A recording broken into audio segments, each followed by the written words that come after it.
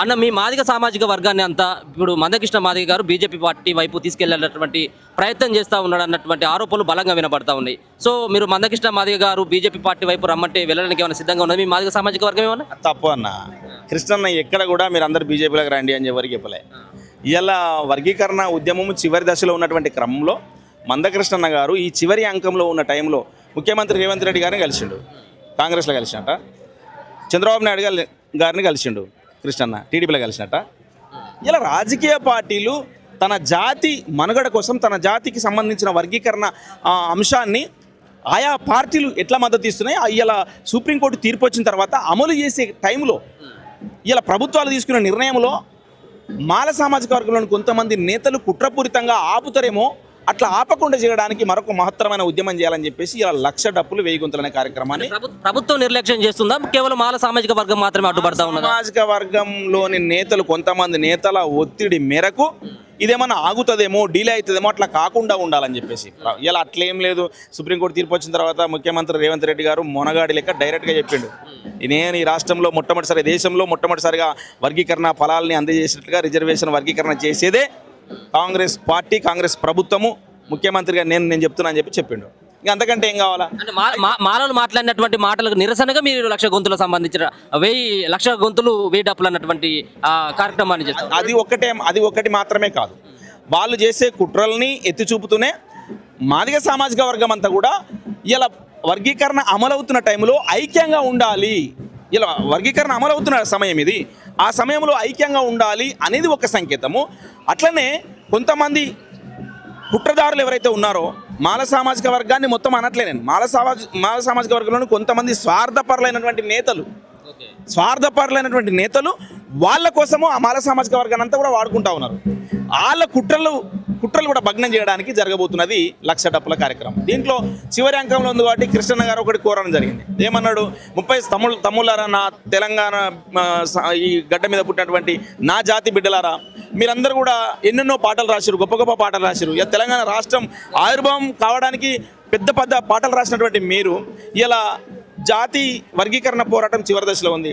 నేను 30 ఏళ్ళు కొట్లాడినా, తమ్ముళ్ళారా ఒక 30 రోజులు నాకు టైం ఇవ్వండి, 30 రోజుల్లో వర్గీకరణ అమలు అవుతుంది, మీరు 30 రోజుల సమయం అయ్యారా అని చెప్పేసి కళాకారులు అడిగినప్పుడు ఇలా కౌలు కళాకారులు అందరూ, ఈ తెలంగాణ గడ్డ మీద ఉన్నటువంటి మాదిగా సామాజిక వర్గానికి సంబంధించిన కౌలు కళాకారులందరూ కూడా ఈరోజు ఈ సమావేశానికి హాజరు కావడం జరిగింది.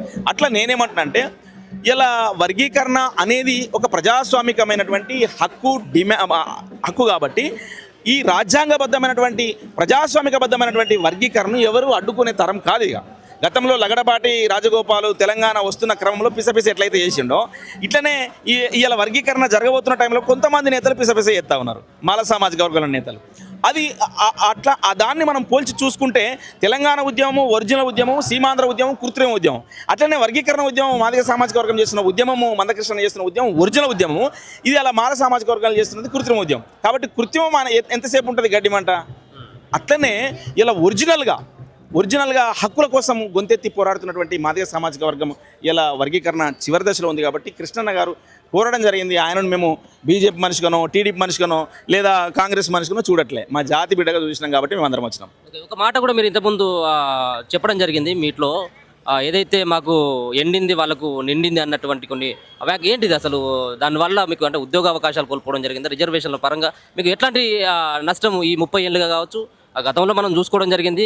అప్పుడు ఏదైతే 2004 ఆ సంబంధించినటువంటి సందర్భంలో ఉన్నటువంటి తీర్పే మరోసారి కూడా సుప్రీంకోర్టులో ఇది కొట్టేసేటువంటి అవకాశం ఉంటుందన్నటువంటి భావన సైతం కూడా మాల సామాజిక అటువంటి ఏమైనా ఉండేటువంటి అవకాశం కనబడుతుంది? అట్లాంటిది ఏం లేదు సోదరా. వాళ్ళు ఏంటంటే అన్ని పిసపిస గందరగోళం చేస్తున్నారు. మొన్న మేధావుల పేరు మీద ఒక ఆర్టికల్ రాశారు, ఆంధ్రజ్యోతిలో ప్రచురితమైంది. అది దాంట్లో రాసుకుంటూ వాళ్ళు ఎక్కడి దశకు వచ్చారంటే మేము వర్గీకరణకు వ్యతిరేకం కాదు అని చెప్పేదాకా వచ్చారు. మాల సామాజిక వర్గంలోని మేధావులనే అనబడే కొంతమంది ఒక ఆర్టికల్ ద్వారా ప్రచురిస్తూ వాళ్ళు చెప్పిన అంశము మేము మొన్నదాకా వ్యతిరేకం అని అన్నోళ్ళు ఇలా మేము వ్యతిరేకం కాదు అనేదాకా వచ్చారు. కాదు అనుకుంటూనే ఒక కిటుకు దాంట్లో పెట్టారు. ఏం పెట్టారు, ABCDలలో ఏదో ఒక గ్రూప్లో మాలల్ని మాదిగల్ని కలిపించండి అని చెప్పేసి అంటా ఉన్నారు. అది ఎంత పెద్ద కుట్ర. సో ఈ కుట్రల్ని భగ్నం చేయాలంటే ఈ కుట్రల్ని మన సమాజానికి అర్థం చేయించాలి కదా. అందుకోసమే ఈ 1,00,000 డప్పుల కార్యక్రమం. ఎందుకంటే వాళ్ళు ఏం చెప్తారు, అవును మాల సామాజిక వర్గంలో మేధావులు కొంతమంది వర్గీకరణ మేము వ్యతిరేకం కాదు అంటున్నారు కదా, వాళ్ళు కూడా రాజ్యాంగబద్ధంగా అందరికీ సమానం దక్కాలంటున్నారు కదా అనేది జనబాహుల్యంలో ఒక చర్చ జరిగే ప్రమాదం ఉన్నది. వాళ్ళు ఏదో అనుకూలమైనట్టుగా, వాళ్ళు ఏదో వర్గీకరణకు అనుకూలమై మాదిగ సామాజిక వర్గానికి జనాభా దమాష ప్రకారం రిజర్వేషన్ దక్కుతున్నట్టుగా వాళ్ళు ఏదో బిల్డప్ ఇచ్చే కుట్రలు చేస్తూ ఉన్నారు. కానీ దాంట్లో ఇంటర్నల్గా పోతే మాలల్ని మాదిగలనట ఒకటే గ్రూపులు వేయాలన్నట, మాదిగ సామాజిక వర్గంలోని ఉపకులాలని మాల సామాజిక వర్గంలోని ఉపకులాలని ఒక గ్రూపులు వేయాలన్నట. అంటే మళ్ళీ మళ్ళీ మళ్ళీ దోపిడీ మొదలుకు వస్తుంది కదా. సో ఇట్లా ఈ దోపిడీ విధానానికి వ్యతిరేకంగా పుట్టిందే దండోరా ఉద్యమం. కాబట్టి కృష్ణన్న గారు చివరి దశలో ఉంది, తమ్ములారా నా జాతి బిడ్డలు ఎన్నో గొప్ప గొప్ప పాటలు రాశారు, తెలంగాణ రాష్ట్ర ఆవిర్భావంలో మీరు కీలక భూమికి పోషించారు, ఒక వీరులార వందనమని పాట రాసిన బిడ్డలు, ఒక రాతి బొమ్మలోన కొలువైన శివుడు అని రాసిన బిడ్డలు మీరందరూ కూడా, కొట్టు డప్పుల మీద అని చెప్పేసి రాసిన బిడ్డలు మీరు. ఈ జాతిలో ఇంత అద్భుతమైన కవులు కళాకారులు ఉన్నారు. ఇది చివరి దశ పోరాటము. మీ అవసరం 30 ఏళ్ళు జెండా మోస్తా ఉన్నా, 30 ఏళ్ళు జాతి కోసం కొట్లాడుతున్నా, 30 రోజులు మీ సమయం ఉండన్నారు. ఖచ్చితంగా జాతి ప్రయోజనాల దృష్ట్యా కుట్రదారుల ఎత్తుగడలను కూడా ఈ సమాజానికి తెలియజేసే క్రమంలో ఇలా మేము కూడా మా పాత్రను పోషిస్తా ఉన్నామని తెలియజేస్తా ఉన్నాం. అంటే ఒక పక్కన రాజకీయంగా కావచ్చు అన్ని సంబంధించిన రిజర్వేషన్లు కేవలం మాదిగ సామాజిక వర్గాలు మాత్రమే అనుభవిస్తూ ఉన్నాయి. ఇంకా మిగతా ఉన్నటువంటి 57 ఉపకులాలు ఏవైతే ఉన్నాయో కనీసం ఒక వార్డు మెంబర్ కూడా వెళ్ళినటువంటి పరిస్థితి. వాళ్ళ గురించి ఎందుకు ఈ కులాలు ఆలోచిస్తట్లేదు అంటే దానికి ఏం సమాధానం చెప్తారు? లేదు సోదరా, అట్లేం లేదు. మాదిగ సామాజిక వర్గాలే కాదు, మాదిగ ఉపకులాలు కూడా రాజకీయంగా ఇలా అన్ని ఫలాలు అనుభవిస్తూ ఉన్నారు. ఇలా కడియం శ్రీహరి గారు ఏ సామాజిక వర్గము ఒక ఉపకులానికి సంబంధించినట్టే కదా. అలాగే మన బట్టి విక్రమార్క గారు మాల సామాజిక వర్గంలో ఒక ఉపకులానికి సంబంధించిన, మల్లు రవి గారు, ఇట్లా మనం చెప్పుకుంటూ పోతే మాదిగ సామాజిక వర్గాల్లోని ఉపకులాలు రాజకీయంగా ఉన్నారు. ఇలా మేము కూడా డిమాండ్ చేస్తూ ఉన్నాం, ఇంకా వాళ్ళకి అవకాశాలు రావాలి. అట్టడుగున్నటువంటి సంచార జాతులు ఉన్నాయి. ఇలా సింధు కులం నుంచి కానీ రకరకాల ఈ ఉపకులాల నుంచి ఇంకా ఎదగాల్సిన అవసరం ఉన్నది. ఇది వర్గీకరణ అమలైతే తప్ప ఇది సాధ్యం కాదు. ఎక్కడనో అక్కడక్కడ కొంతమందికి అవకాశాలు వచ్చినాయి, మాదిగ ఉపకులాలకి. ఇంకా అవకాశాలు రావాల్సిన అవసరం ఉన్నది. మాదిగలలో మాల సామాజిక వర్గంలో మాదిగలలో మేమేమంటాం అంటే, ఇలా 95లో వర్గీకరణ జరిగిన తర్వాత మొట్టమొదటిసారి చంద్రబాబు నాయుడు ప్రభుత్వం అప్పుడు వర్గీకరణ చేసిన తర్వాత మాదిగ సామాజిక వర్గము ఇలా విద్యా అవకాశాల్లో, ఉద్యోగ అవకాశాల్లో రిజర్వేషన్ ఆ రోజు ఫలాలు దక్కినాయి. ఆ రోజు చాలామంది, ఆ టైంలో చాలామందికి ఉద్యోగాలు వచ్చినాయి. సడన్లీ మళ్ళీ వీళ్ళు రివర్స్ గేర్ వేసి దానికి వ్యతిరేకంగా లాబింగ్ చేసే వరకు అది వెనక్కి పోయి ఇన్ని సంవత్సరాలు పట్టింది మళ్ళీ సుప్రీంకోర్టు తీర్పు రావడానికి.